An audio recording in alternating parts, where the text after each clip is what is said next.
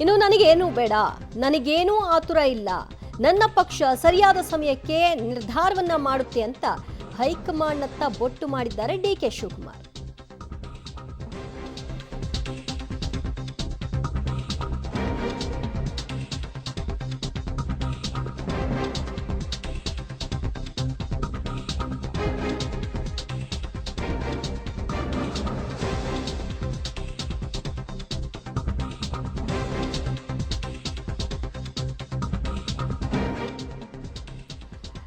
ನನಗೇನು ಬೇಡ, ನನಗೆ ಆತ್ರ ಇಲ್ಲ, ನನ್ನ ಪಕ್ಷ ಸರಿಯಾದ ಸಮಯಕ್ಕೆ ನಿರ್ಧಾರವನ್ನ ಮಾಡುತ್ತೆ. ಇದು ಡಿಕೆ ಶಿವಕುಮಾರ್ ಅವರು ಹೈಕಮಾಂಡ್ನತ್ತ ಬೊಟ್ಟು ಮಾಡಿ ಮಾತಾಡ್ತಾ ಇರುವಂತಹ ವಿಚಾರ. ಡಿಕೆಗೆ ಒಕ್ಕಲಿಗ ಸ್ವಾಮೀಜಿಗಳು ಬೆಂಬಲ ಕೊಟ್ಟಂತಹ ವಿಚಾರವಾಗಿಯೂ ಕೂಡ ನಾನು ಒಂದು ಜಾತಿ ವರ್ಗಕ್ಕೆ ಸೀಮಿತವಾಗಿಲ್ಲ, ನನ್ನ ಪ್ರೀತಿ ಎಲ್ಲಾ ಸಮುದಾಯಕ್ಕೂ ಕೂಡ ಅಂತ ಒಕ್ಕಲಿಗರು ಹಿಂದುಳಿದ ಜಾತಿಯವರು ಅಂತ ಡಿಕೆ ಶಿವಕುಮಾರ್ ಹೇಳಿಕೆ ಕೊಟ್ಟರು. I don't want anything. I don't want it. I'm not hurrying. What you take it tonight? I don't want anything. I don't want it. I'm not hurrying. What you take it tonight? I don't want anything. I don't want it. I'm not hurrying. What you take it tonight? I don't want anything. I don't want it. I'm not hurrying. What you take it tonight? I don't want anything. I don't want it. ಮತ್ತಷ್ಟು ಮಾಹಿತಿ ಕೊಡ್ತಾರೆ ನಮ್ಮ ಪ್ರತಿನಿಧಿ ಶ್ರೀನಿವಾಸ್. ಶ್ರೀನಿವಾಸ್, ಒಂದು ಕಡೆಯಲ್ಲಿ ಒತ್ತಡ ತಂತ್ರವನ್ನು ಅನುಸರಿಸೋದು, ಮಗದೊಂದು ಕಡೆಯಲ್ಲಿ ನನಗೇನು ಬೇಡ, ಆತ್ರ ಇಲ್ಲ ಅಂತ ಹೈಕಮಾಂಡ್ ಕಡೆಗೆ ಬೊಟ್ಟು ಮಾಡೋದು, ಏನಿದು ಸ್ಟ್ರಾಟಜಿ? ಒಂದು ದಿವ್ಯಾ, ಇವತ್ತು ಡಿ ಕೆ ಶಿವಕುಮಾರ್ ಅವರು ಮೂರು ವಿಚಾರವಾಗಿ ತಂತ್ರಗಾರಿಕೆಯ ಮಾತುಗಳನ್ನು ಆಡಿದರೆ ಅಂತಂದ್ರೆ ತಪ್ಪಾಗೋದಿಲ್ಲ. ಒಂದು, ದೆಹಲಿ ಹೈಕಮಾಂಡ್ ಎಲ್ಲವನ್ನ ನಿರ್ಧಾರ ಮಾಡುತ್ತೆ ಅನ್ನುವಂಥದ್ದನ್ನ ಇವತ್ತು ಕೂಡ ದೆಹಲಿಯ ನಾಯಕರ ಮೇಲೆ ಡಿ ಕೆ ಶಿವಕುಮಾರ್ ಹಾಕಿದ್ದಾರೆ. ಒಂದು, ದೆಹಲಿಗೆ ನೀವು ಹೋಗ್ತೀರಾ ಅನ್ನುವಂಥ ಪ್ರಶ್ನೆಗೆ ಡಿ ಕೆ ಶಿವಕುಮಾರ್ ಅವರು ದೆಹಲಿಗೆ ಹೋಗ್ತೀವಿ, ದೆಹಲಿ ದೇವಸ್ಥಾನ ಇದ್ದಂತೆ, ನಮಗೆ ದೆಹಲಿಯ ನಾಯಕರು ನಮಗೆ ಸದಾಕಾಲ ಮಾರ್ಗದರ್ಶನ ಮಾಡ್ತಾರೆ, ಅವ್ರು ಏನು ಹೇಳ್ತಾರೋ ಅದೇ ಅಂತಿಮ ಅನ್ನುವಂತ ಹೇಳುವ ಮೂಲಕ ಹೈಕಮಾಂಡ್ ಎಲ್ಲವನ್ನ ನೋಡುತ್ತೆ, ಹೈಕಮಾಂಡ್ ನಿರ್ಧಾರಕ್ಕೆ ನಾನು ಬದ್ಧ, ನಾನು ಹೈಕಮಾಂಡ್ ಮತ್ತೆ ಪಕ್ಷದ ಶಿಸ್ತಿನ ಸಿಪಾಯಿ ಅನ್ನುವಂತ ಮಾತುಗಳನ್ನ ಕನ್ಫರ್ಮ್ ಮಾಡುವ ಮೂಲಕ ಮತ್ತೊಮ್ಮೆ ಹೈಕಮಾಂಡ್ ಎಲ್ಲ ನಿರ್ಧಾರ ಮಾಡಲಿ ಅನ್ನುವಂತ ವಿಚಾರವನ್ನ ಪ್ರಸ್ತಾಪ ಮಾಡಿದ್ದಾರೆ. ಎರಡನೇದು, ಒಕ್ಕಲಿಗ ಸ್ವಾಮೀಜಿಗಳು ಡಿ ಕೆ ಶಿವಕುಮಾರ್ ಅವರಿಗೆ ಅಧಿಕಾರ ಬಿಟ್ಕೊಡ್ಬೇಕು ಅನ್ನುವಂತಹ ಸಂದೇಶವನ್ನ ಕೊಟ್ಟಿದ್ರು.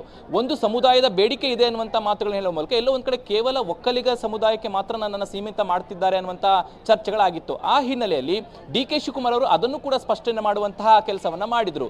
ನನಗೆ ಯಾವುದೇ ಜಾತಿ ಮತ ಅನ್ನುವಂಥದ್ದಿಲ್ಲ, ನಾನು ಕಾಂಗ್ರೆಸ್ ಜಾತಿಗೆ ಸೇರಿದಂತವನು, ಸಮುದಾಯಕ್ಕೆ ಸೇರಿದಂತವನು, ಎಲ್ಲಾ ಸಮುದಾಯಗಳನ್ನು ಕೂಡ ನಾನು ಪ್ರೀತಿ ಮಾಡ್ತೀನಿ ಅನ್ನೋ ಮೂಲಕ ನಾನು ಎಲ್ಲಾ ಸಮುದಾಯದ ನಾಯಕ ಅನ್ನುವಂತಹ ರೀತಿಯಲ್ಲಿ ತಮ್ಮನ್ನು ತಾವು ಬಿಂಬಿಸಿಕೊಳ್ಳುವಂತಹ ಪ್ರಯತ್ನವನ್ನ ಇವತ್ತು ಪ್ರತಿಕ್ರಿಯೆಯಲ್ಲಿ ಕೊಟ್ಟರು. ಮೂರನೇದಾಗಿ, ಸಹಜವಾಗಿ ರಾಜ್ಯದಲ್ಲಿ ಚರ್ಚೆ ಆಗ್ತಿರುವಂತದ್ದು ಕುರ್ಚಿ ಕಾದಾಟ.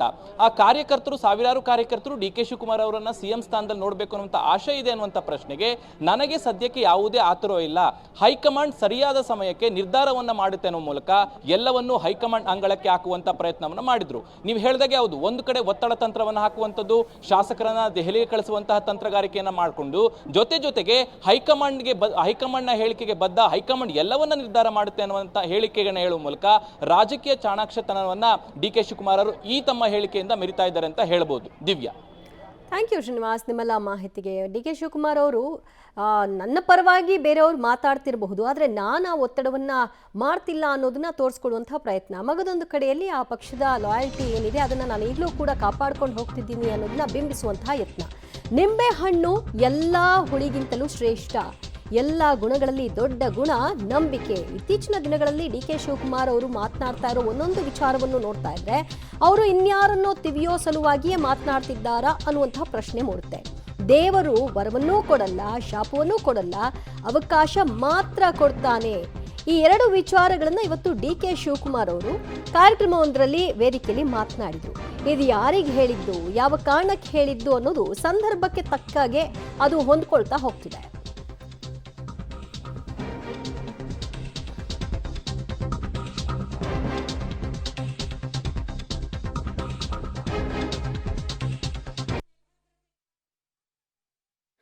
ಎಲ್ಲಾ ಗುಣಗಳಕ್ಕಿಂತ ದೊಡ್ಡ ಗುಣ ಯಾವ್ದಪ್ಪ ಅಂದ್ರೆ ನಂಬಿಕೆ.